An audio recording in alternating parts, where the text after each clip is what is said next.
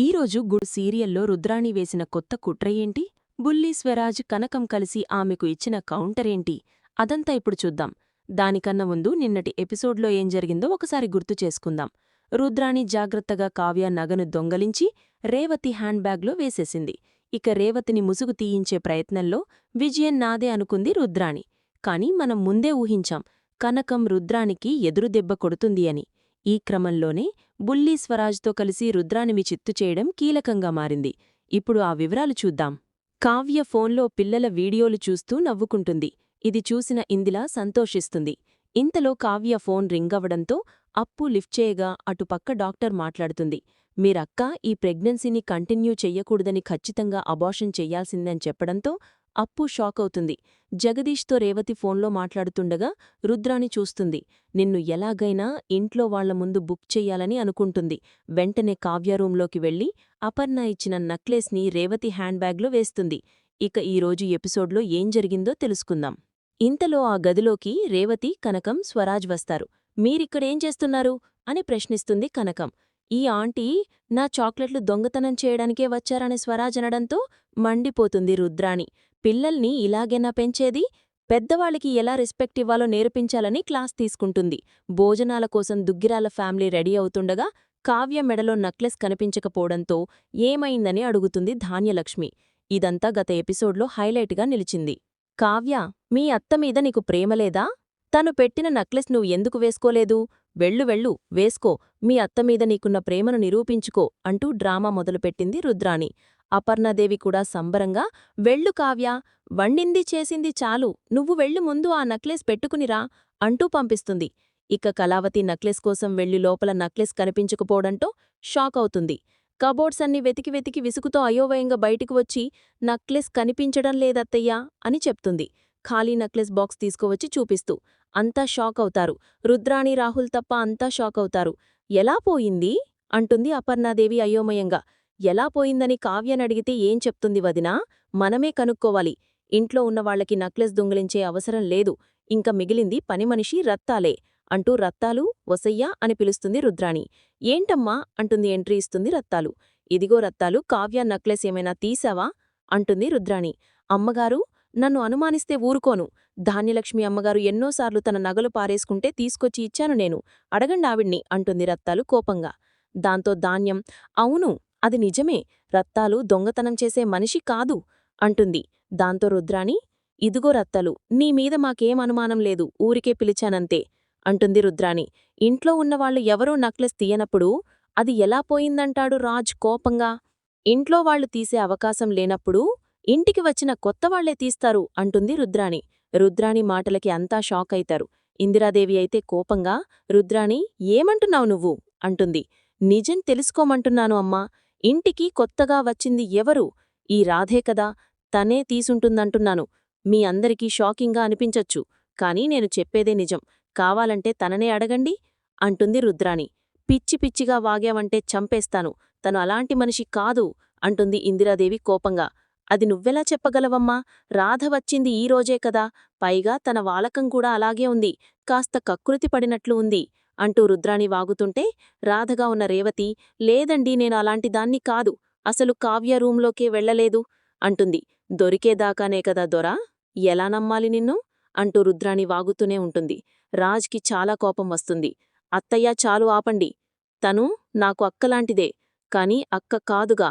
4 మంచి మాటలు మాట్లాడితే కరిగిపోయే మనసు నీది, నీకేం తెలియదు ఆగు అంటూ Rudrani Revathi hand bag check చేయాలని ఫిక్స్ అవుతుంది. చివరికి స్వప్న, కావ్య, ఇందిరాదేవి, అపర్ణాదేవి, సుభాష్, ప్రకాశం ఇలా ఎంతమంది చెప్పినా అందరి నోరు మూయించి బ్యాగ్ చెయ్యాల్సిందే అంటుంది రుద్రాణి. రేవతి కూడా చెక్ చేయమనే అంటుంది కాబట్టి రుద్రానికి పని ఈజీ అవుతుంది. అయితే రేవతి హ్యాండ్ బ్యాగ్లో ఆ నక్లెస్ ఉండదు. రుద్రాణి బిత్తరపోతుంది.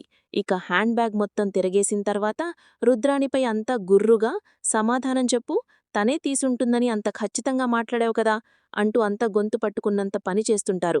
ఈలోపు కనకం, బుల్లీ స్వరాజ్ పైనుంచి మెట్లు దిగి వస్తారు. ఆ నక్లెస్ ఎక్కడుందో నేను చూశాను, నాకు తెలుసు అంటాడు బుల్లాడు. రే ఫ్రెండు, నీకెలా తెలుసురా? నక్లెస్ ఎక్కడ చూశావు అంటుంది అపర్ణాదేవి అయోమయంగా. రా చూపిస్తాను అని రుద్రాణి గదికి తీసుకుని వెళ్లి రుద్రాణి గదిలోని ఒక కబోర్డ్ చూపించి, ఇందులోనే నక్లెస్ చూశాను ఫ్రెండు అంటాడు బుల్లాడు. అపర్ణాదేవి ఆ కబోర్డ్ తీసి నక్లెస్ చూసి షాక్ అవుతుంది. నక్లెస్ పట్టుకుని బుడ్డోడితో కిందకు వెళ్తుంది. రుద్రాణి ఆత్రంగా దొరికిందా? ఎక్కడ దొరికింది అంటే, నీ గదిలోనే దొరికింది అంటుంది అపర్ణాదేవి. బిత్తరపోతుంది రుద్రాణి. చేతిలోని హ్యాండ్ బ్యాగ్ని షాక్లో ఎగిరేస్తుంది కిందకి. అప్పుడు స్వప్న అందుకుంటుంది.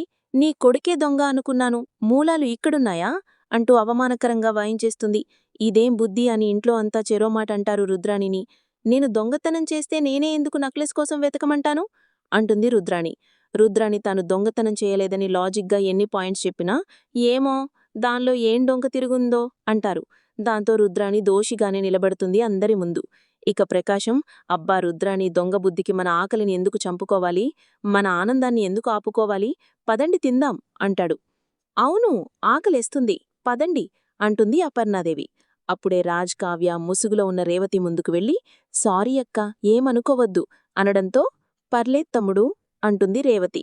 ఇక రేవతిని తీసుకొని రాజ్, కావ్య రుద్రాణి పక్కనుంచే వెళుతూ రాజ్ కోపంగా రుద్రాణి వైపు చూస్తాడు.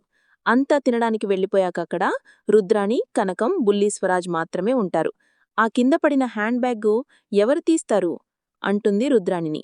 దాంతో కోపంగా హ్యాండ్ బ్యాగ్ తీసి మళ్లీ విసిరక్కడ్నుంచి పోతుంది రుద్రాణి. వెంటనే కనకం, బుల్లి స్వరాజ్ హైఫై కొట్టుకొని సంబరపడతారు. సీన్ కట్ చేస్తే రుద్రాణి తన గదిలోకి పోయి, ఎలా ఇలా జరిగింది, నేను నక్లెస్ ఆమె బ్యాగ్లో వేస్తే ఇక్కడికెలా వచ్చింది అని తెగ గింజుకుంటూ ఉంటుంది. అప్పుడే కనకం, బుల్లి స్వరాజ్ ఆ గదిలోకి వస్తారు. గుమ్మం దగ్గర్నే నిలబడి గుర్రుగా చూస్తుంటారు. ఏంటలా చూస్తున్నారు అంటుంది రుద్రాణి. ఏదో తీవ్రంగా ఆలోచిస్తున్నారు కదా మీరు, సలహా చేద్దామని వచ్చాను అంటాడు బుల్లి స్వరాజ్.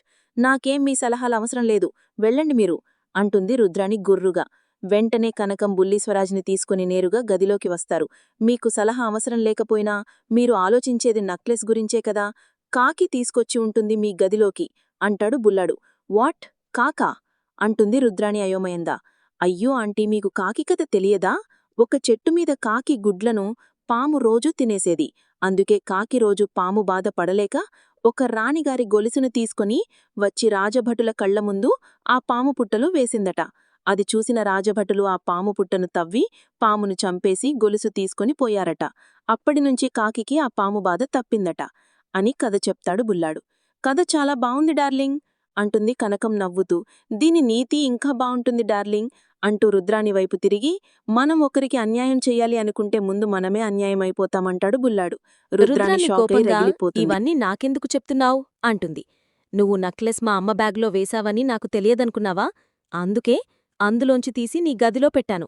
గుర్తుపెట్టుకో, మా అమ్మకి నేనున్నాను, మా అమ్మ జోలికి రావద్దు అని పెద్ద వార్నింగే ఇస్తాడు బుడ్డోడు. వెంటనే, డార్లింగ్ నీ ఫోనివ్వు, ఈ టైంలో మంచి పాట ఉండాలి అంటూ కనకం ఫోన్ తీసుకొని అనుకున్నది ఒకటి, అయినది ఒకటి సాంగ్ ప్లే చేసి మరీ రుద్రానికి చిర్రెక్కిస్తాడు బుల్లిస్వరాజ్. ఛ, వెళ్లడంతలేడు, వీడు కూడా నాకు మార్నింగ్ ఇస్తున్నాడు అని రుద్రాణి అనుకుంటుంది. తర్వాత అంతా భోజనానికి కూర్చుంటే రుద్రాణి, రాహుల్ వడ్డిస్తూ ఉంటారు. అపర్ణ ఒడిలో స్వరాజ్ కూర్చుంటాడు. స్వరాజ్ను అపర్ణ ముద్దు చేస్తుంది. అది చూసి ఎమోషనల్గా బయటికి వెళ్ళిపోతుంది రేవతి. అది చూసి మిగతా వాళ్లంతా ఏమైంది అని అనుకుంటారు. బయటికి వెళ్లిన రేవతి ఏడుస్తుంది. ఏమైంది అని రాజడగగా అపర్ణ నా కొడుకును ప్రేమగా చూసేది తట్టుకోలేకపోయాను అని చెప్తుంది రేవతి. తర్వాత ఇంట్లో అంతా డాన్స్ చేస్తారు. చివరిగా మిగిలింది గెస్ట్ మాత్రమే అని మరో ప్లాన్ వేసిన రుద్రాణి రేవతితో డాన్స్ చేయించాలని చూస్తుంది. రేవతి నిల్చొనుంటే రుద్రాణి డాన్స్ చేస్తూ రేవతి ముసుగు తీస్తుంది. రేవతిని చూసి అందరూ షాకవుతారు. ఇక బుల్లోడి వార్నింగ్ తర్వాత రుద్రాణి మారిపోతుందా అంటే మారలేదు. కాని రుద్రాణి ఆగిపోయిందా? లేదండి. కమింగప్లో ఇంకో సెన్సేషన్ రెడీ అయిపోయింది. మరా షాకింగ్ ట్విస్ట్ ఏంటో తెలుసుకోవాలంటే తర్వాతి ఎపిసోడ్ మిస్ కాకండి. మా వీడియోస్ కనుక మీకు నచ్చినట్లయితే లైక్ చేయండి, షేర్ చేయండి, అలాగే సబ్స్క్రైబ్ కూడా చేసుకోండి.